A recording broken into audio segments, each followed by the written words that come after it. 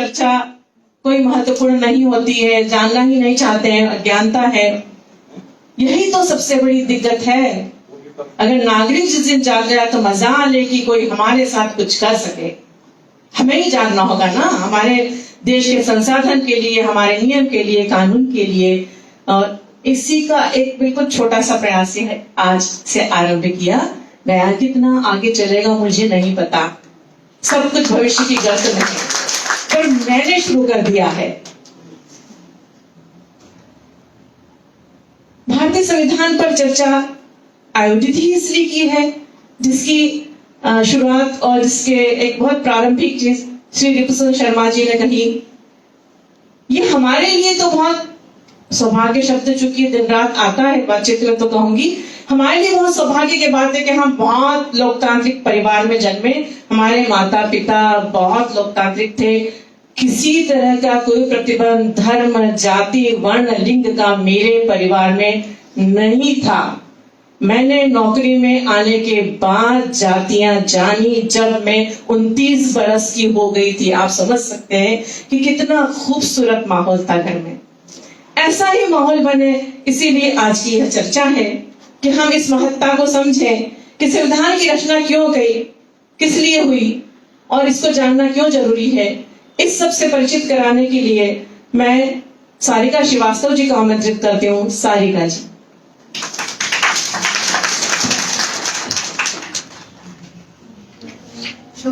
मुझे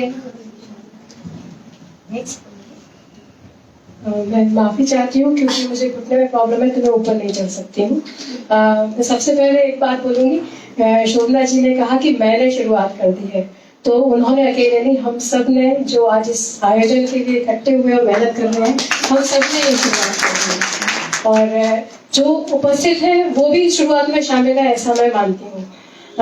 ये जैसा कि इस आयोजन की बात करें, हम लोग करीब 1-1.5 साल से इस तरह का कुछ आयोजन करने के लिए बात कर रहे थे आपस में, और कैसे करें, किस तरह से करें, कुछ समझ में नहीं आ रहा था। 1-1.5 साल हमें लग गया, लेकिन हम इस पूरे समय में ये तय हो गया कि हमको करना क्या है और किस तरह करना है। सो हमने ये तय किया कि संविधान के बारे में तो बात करना ही करना है, जो कि बहुत जरूरी है। और आज हम सब इस तरह इकट्ठे भी हुए हैं। कुछ चीज की मैं बहुत ज्यादा तो नहीं, मैंने लिखा हुआ था लेकिन नहीं बोलूंगी क्योंकि मुझे लगता है समय काफी हो गया है और हमारा मुख्य उद्देश्य है, और संविधान के बारे में भी जो आज का हमारा मुख्य उद्देश्य है उसके बारे में भी काफी बात हो चुकी है। तो मैं आगे कोई भी बात ना करते हुए आगे हमारे जो वक्ता हैं उनको हम सुनना चाहेंगे और इस कार्यक्रम को हम आगे बढ़ाएंगे। बहुत बहुत शुक्रिया।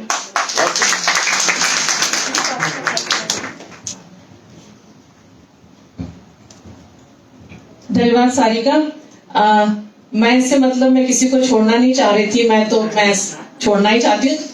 मैंने सेवानिवृत्ति लेने के बाद मेरे जीवन में पहला काम किया है।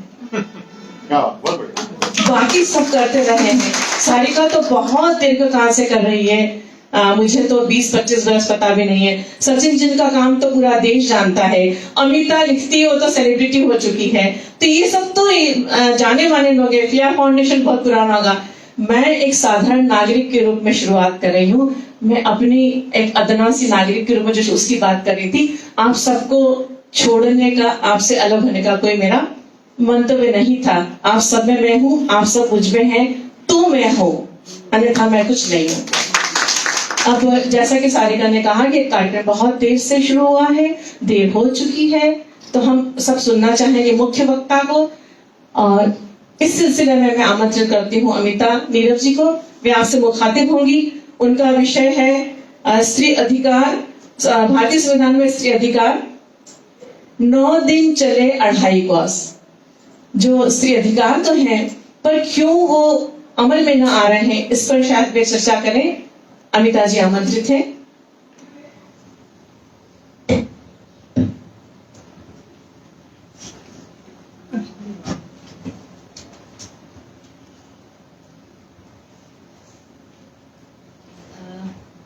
श्रीमती सीता देवी शर्मा स्मृति व्याख्यान, शोभना मैम, सचिन जी सर और सारे सुधी श्रोतागण, मैं अपनी बात इस डिस्क्लेमर से शुरू कर रही हूँ कि बोलना जो है वो मेरा माध्यम नहीं है। मैं लिखती हूँ, लेकिन जैसे कि शोभना मैम ने कहा कि जहाँ भी बोलने का मौका मिले तो उसको अवेल करना चाहिए। और ये इस चीज के प्रति भी जागरूक हूँ कि पढ़ना कम होता है, सुनना ज्यादा होता है। मतलब हम लोग भी पढ़ते कम है, लेकिन यदि कोई कुछ कह रहा है तो हम उसको ठहर कर सुनते जरूर हैं। एक और बात, संविधान पर बहुत बात नहीं करके मैं उस चीज पर बात करूंगी कि आखिरकार संविधान लागू होने के इतने सालों बाद भी स्त्रियों की स्थिति में बहुत बदलाव क्यों नहीं हो पाया। कुछ अभी हम लोग एक सीरीज देख रहे हैं, अमेरिकन सीरीज है द डिप्लोमेट के नाम से। उसमें एक अमेरिकन डिप्लोमेट महिला है, वो ब्रिटेन में तैनात है और वो खैर अलग तरह की बात है, लेकिन जिस शॉट ने जो मैंने कल देखा और जो सीन था जिसने मुझे टच किया वो यूं था कि वो महिला जो है वो अपने कलीग के साथ एक मीटिंग में बैठी हुई है और वो अपनी कुर्सी से लगातार संघर्ष कर रही है। कलीग को ये समझ में आया कि वो कंफर्टेबल नहीं है बैठने के लिए, तो कलीग ने उसकी तरफ कुशन बढ़ाया और उससे कहा कि आप कंफर्टेबल नहीं हैं, आप ये कुशन लगा लीजिए। लेकिन किया क्या जा सकता है, क्योंकि कुर्सियां भी तो मर्दों के लिए बनाई गई हैं। इसी तरह कुछ वक्त पहले एक लेख पढ़ा था जिसमें एक लेखिका जो थी वो किसी उदाहरण के तौर पर ये बता रही थी कि एक छोटे शहर की लड़की बड़े शहर में कॉर्पोरेट में जॉब करने के लिए जाती है और पहले दिन वो देखती है कि जितनी भी महिलाएं हैं वो अपने साथ एक लाइट जैकेट लेकर आती है और वो ऑफिस में वो जैकेट पहनकर बैठती है। तो उसे लगा कि शायद मैं छोटी जगह से हूँ तो मैं फैशन नहीं समझती हूँ, ये यहाँ का फैशन होगा। लेकिन शाम होते होते उसे ये समझ आता है कि दरअसल इस ऑफिस का जो एसी है वो मेल बॉडी टाइप के लिए सेट किया गया है। तो बात ये है कि मतलब मैं हमेशा एक बात कहती हूँ कि इस दुनिया में, ये जो दुनिया है जो मर्दों ने मर्दों के लिए और मर्दों के द्वारा बनाई गई है, इस दुनिया में स्त्रियां घुसपैठियां हैं। और वो कब से घुसपैठियां हैं इस पर, और हम आज जहाँ खड़े हैं जो स्त्रियां हैं जिनको नागरिक अधिकार दुनिया भर में मिले हुए हैं, वो सारा संघर्ष जो है वो कहाँ से शुरू हुआ, क्यों शुरू हुआ और उसके बावजूद हम क्यों पिछड़ गए, इस पर मैं अपनी बात रखना चाहूंगी।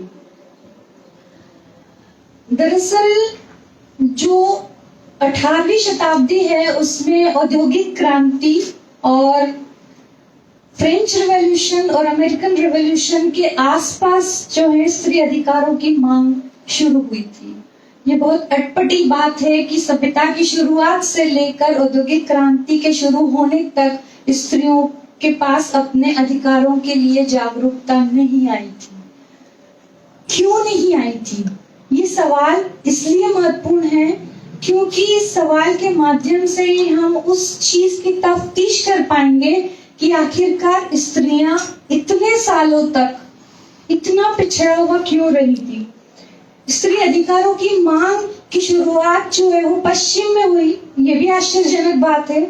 और उसमें अमेरिका में एक डिक्लेरेशन पास किया गया। उसके बाद एक बहुत इंटरेस्टिंग घटना जो थी वो अमेरिका में ही हुई। 1872 में अमेरिकी राष्ट्रपति के चुनाव के दौरान जो महिला अधिकार कार्यकर्ता थी उन्होंने इस चीज पर जोर दिया कि मैं वोट करूंगी।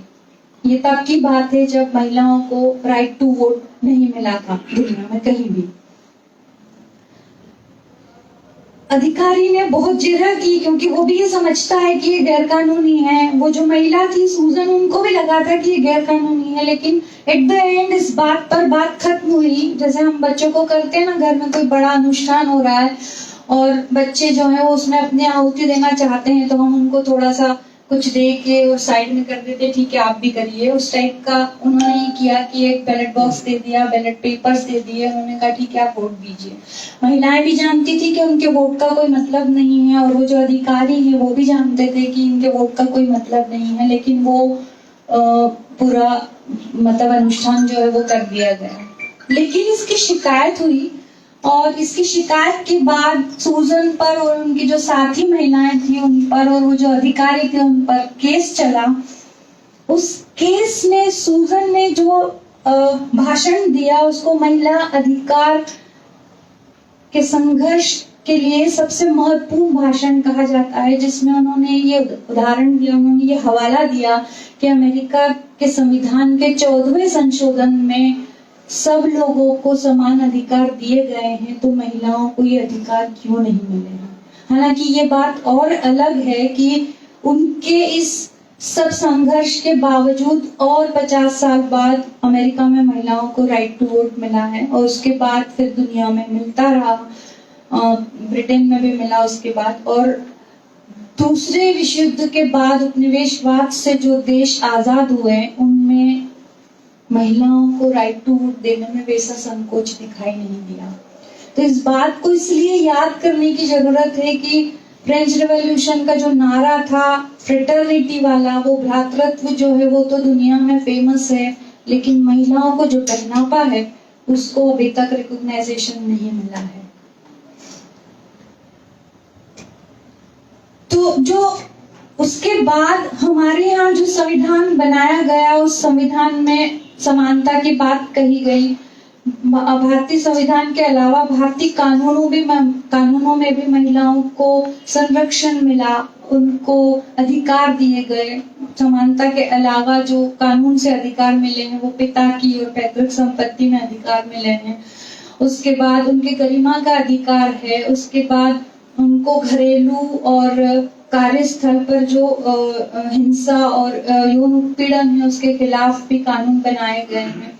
तमाम तरह के कानून, संरक्षण और अधिकारों के बावजूद क्या महिलाओं की स्थिति में उतना अपेक्षित परिवर्तन हो पाया है जिसकी हमने अब तक उम्मीद की थी? ये सवाल जो है, ये सवाल मुझे और मेरे ख्याल से जो भी जागरूक लोग हैं उनको ये सवाल बार बार मतलब हॉन्ट करता होगा कि ये क्यों नहीं उस तरह का बदलाव महिलाओं के मसले में आ पाया है जिस तरह के बदलाव की हमने उम्मीद की थी। हम जिस समानता की बात करते हैं कि अब भी हमारे समाज में उस किस्म की समानता नजर आती है। परिवारों से शुरू करें हम, पॉलिटिकल साइंस में एक थियोरी थी, वो जो थियोरी है वो ये कहती है कि ये जो समाज है ये पूरा के पूरा सिस्टम है, और धर्म है या राजनीति है या अर्थशास्त्र है ये इसके सब सिस्टम है। लेकिन हमारे अनुभव हमें ये बताते हैं कि जो पूरा सिस्टम है ये सिस्टम उस सब सिस्टम के बदलावों को लील जाता है। मतलब हमारा जो समाज है वो राजनीति में या धर्म में परिवर्तन जो होते हैं उन परिवर्तनों को उस तरह से ग्रास्प नहीं कर पाता है। वो ग्रास रूट लेवल की जो बात है वहां से जो परिवर्तन होनी चाहिए वो परिवर्तन हमें हमारे समाज में दिखाई नहीं देते हैं, और यहीं से स्त्रियों की जो स्थिति है उस स्थिति पर विचार करने की जरूरत पैदा होती है। एक कुछ वक्त पहले, लगभग 15 या 20 साल पहले एक रिसर्च पढ़ी थी, एक अध्ययन पढ़ा था मैंने जिसमें ये कहा गया, मतलब उन्होंने एक सवाल उठाया कि जो हम अखबारों में देखते हैं कि जैसे बोर्ड की परीक्षाएं होती हैं या विभिन्न जो कोर्सेस होते हैं, व्यावसायिक कोर्सेस होते हैं, उनकी प्रवेश परीक्षाएं होती हैं उनमें, और जो प्रशासनिक सेवाओं के लिए जो प्रतियोगी परीक्षाएं होती है और जो दूसरी प्रतियोगी परीक्षाएं होती है उन सब में टॉप में आने वाली और उत्साहजनक सफलता पाने वाली महिलाएं एकाएक सार्वजनिक जीवन से कहां गायब हो जाती है। पिछले हफ्ते भास्कर में एक रिपोर्ट छपी थी, उन्होंने अपनी सप्लीमेंट की कवर स्टोरी की थी और उसका बड़ा इंटरेस्टिंग उन्होंने वो दिया था शीर्षक लापता लेडीज। वो उसमें उन्होंने ये आंकड़े दिए थे कि देश की महिलाओं की जो कुल संख्या है, मतलब कार्यबल है देश के, जो वर्क फोर्स है उसमें सिर्फ 35% महिलाएं जो है वर्क फोर्स का हिस्सा है, जबकि पुरुष जो है मतलब 57% महिलाएं लगभग वर्क फोर्स का हिस्सा नहीं है, जबकि पुरुष का प्रतिशत 1.1 बैठता है।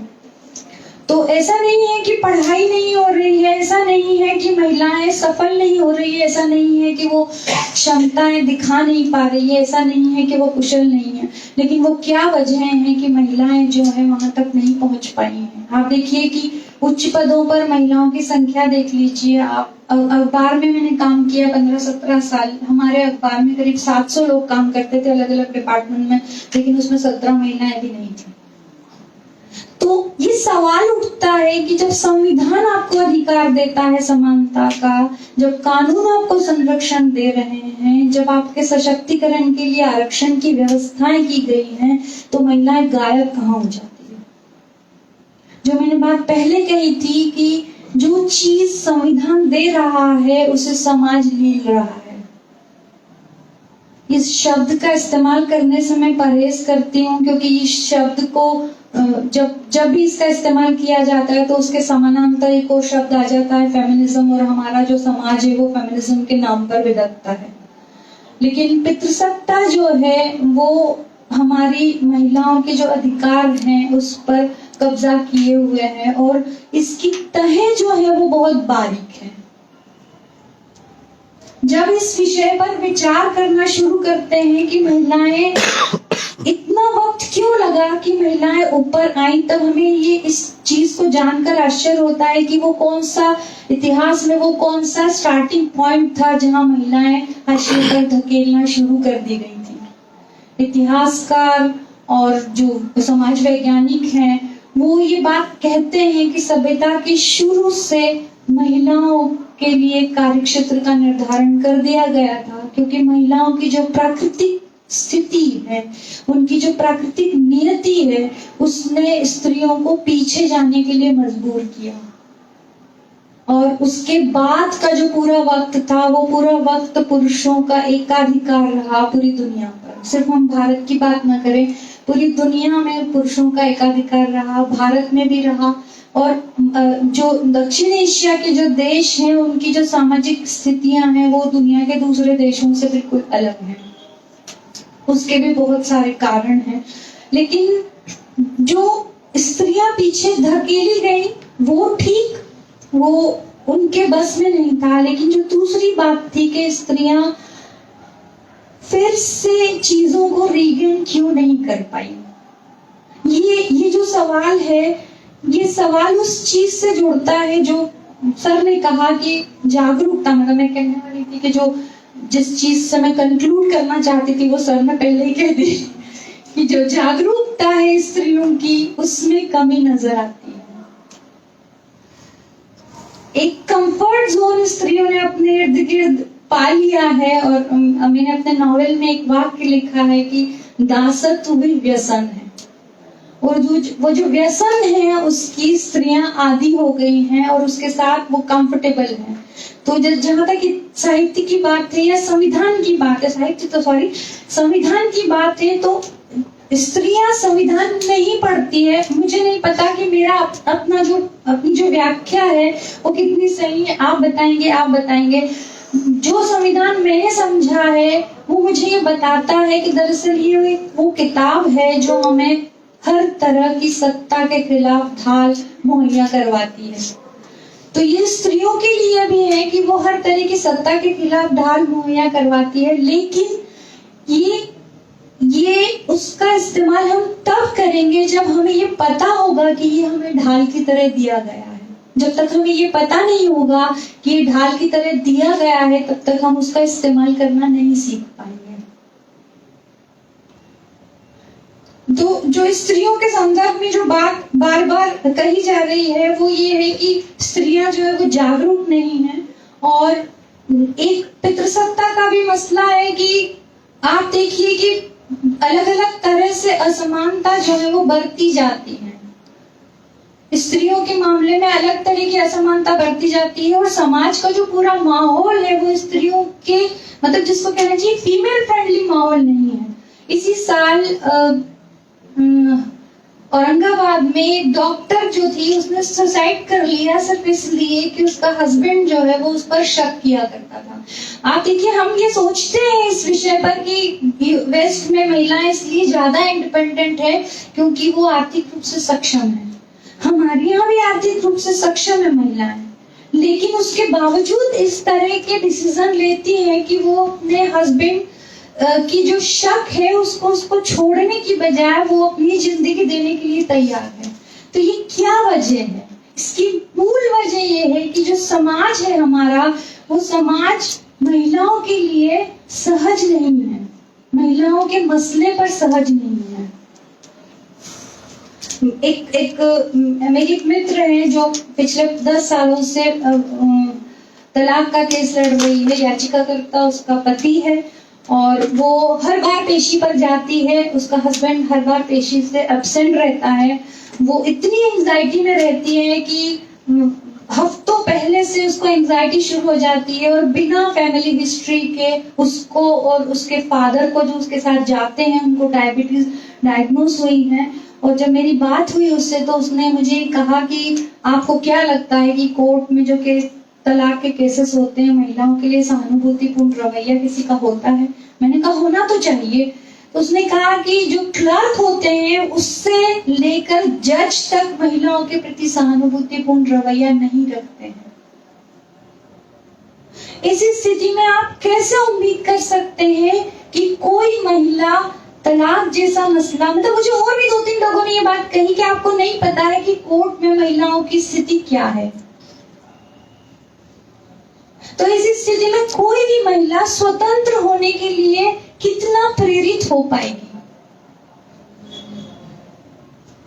जब हमारा समाज महिलाओं की स्वतंत्रता और समानता, मतलब जिस समाज में ये चीज तक तय की जाती है कि आप क्या कपड़े पहनेंगी, क्या पढ़ेंगी, ये तो दूसरी बात है, किससे दोस्ती रखेंगी ये दूसरी बात है, लेकिन जहां ये तय किया जाता है कि आप क्या कपड़े पहनेंगी, उस समाज में आप इस चीज की कल्पना कैसे कर सकते हैं कि महिलाएं अपने अधिकारों के लिए खड़ी हो पाए?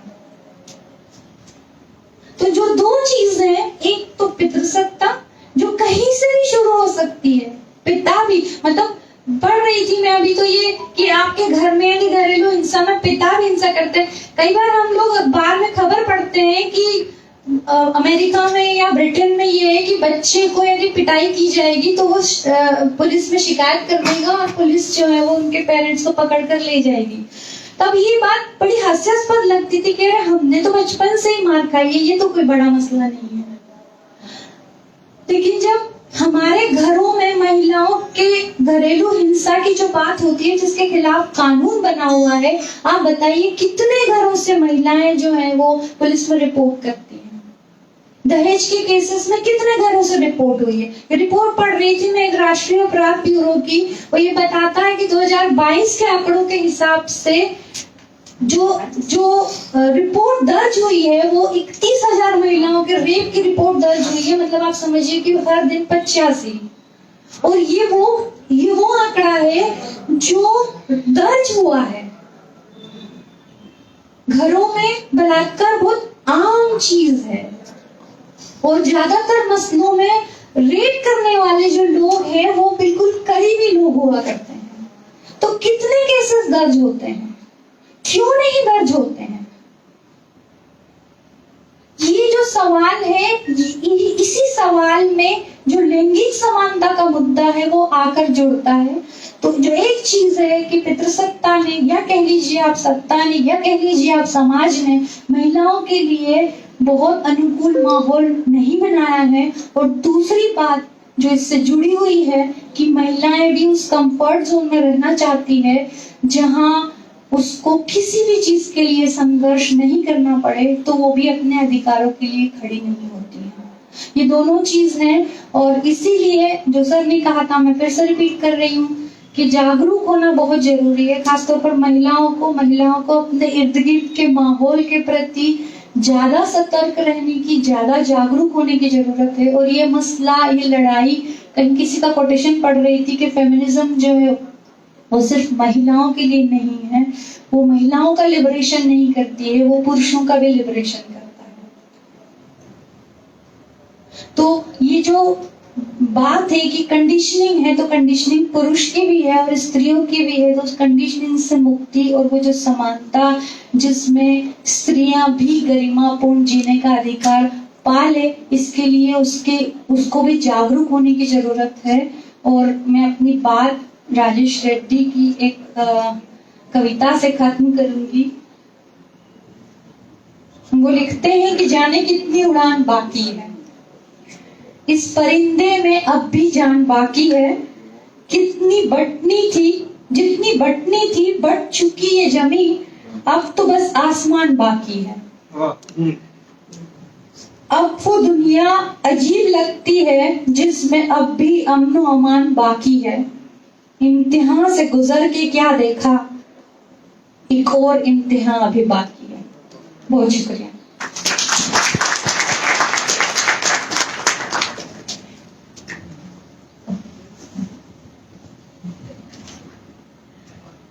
धन्यवाद अमिता जी।